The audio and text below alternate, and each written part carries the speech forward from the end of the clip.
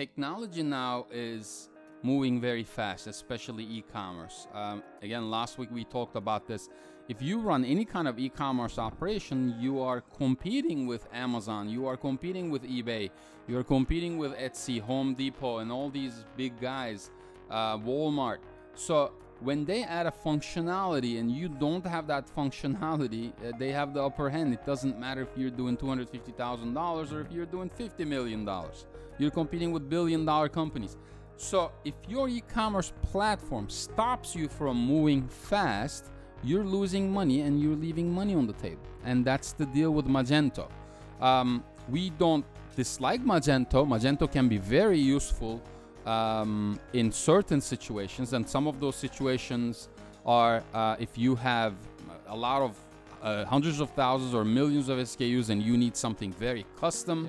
If you are a big company, you're a big furniture provider, and you're doing $150, $200 million, and you need a really advanced system that's going to integrate with different places. Where else, Joe? Well, I was going to say, or if you have an in-house development team with developers, back-end and front-end, or if you have an agency on retainer that's at your beck and call, sure, absolutely, Magento is certainly powerful. But here is the key thing that you need to hear. I have been doing e-commerce since 1999, and I worked on every single system out there. If I was to, and we have our own e-commerce operations, if I was to build an e-commerce operation, knowing what I know, and that has to do with operations, e-commerce, logistics, integrations, inventory management systems, marketing side of things, SEO, reoccurring revenue, and all the functionalities that we do, which is upsell, cross-sell, search and filter. Knowing what I know, I would not put my business on Magento.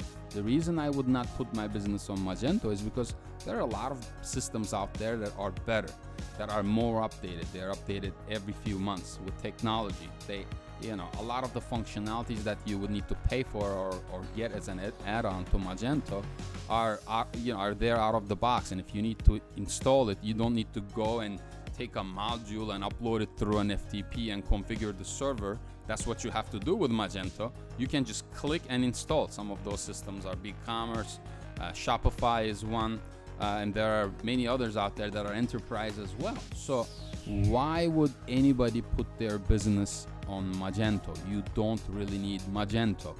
But let's ask Joe, why would anybody put anything on Magento?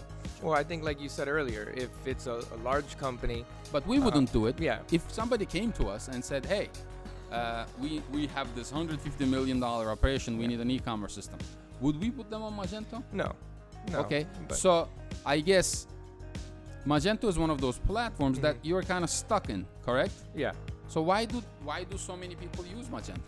I think the reason why a lot of people use Magento is because when they first started off, they were free. So a lot of people saw that, oh, this is a great opportunity to launch a site, get it off the ground, and I'm using an open source platform, so it's not costing me anything.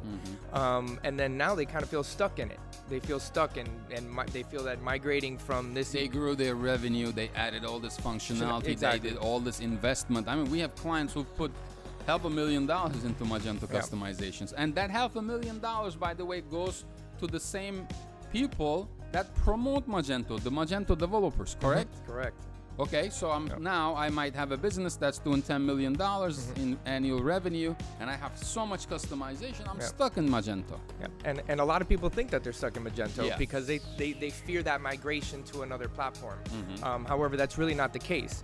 If you find a good agency, if you find developers that know what they're doing, you can strategically plan out that migration and execute it seamlessly without losing any customers or orders, essentially keeping your front-end operation moving smoothly throughout the migration process. Got it. And at Optimum 7, we probably migrated over 50 businesses out of Magento in the past 12 months.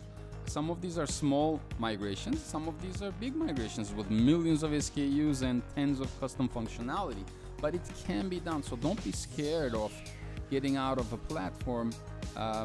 You don't have to get out of it if you have the resources, if you have the money to maintain it. But I guarantee you, the maintenance money that you're paying is going to be a lot more expensive in the intermediate and long term than the migration cost that you're going to have migrating into a new system. every single time we have seen increases in organic search, keyword visibility, increases in conversion rates, increases in engagement, increase in reorders, increase in lifetime value, average order volume, when we have migrated people out of Magento. We're not saying this because Magento is a bad platform. We're saying it because there are better platforms out there.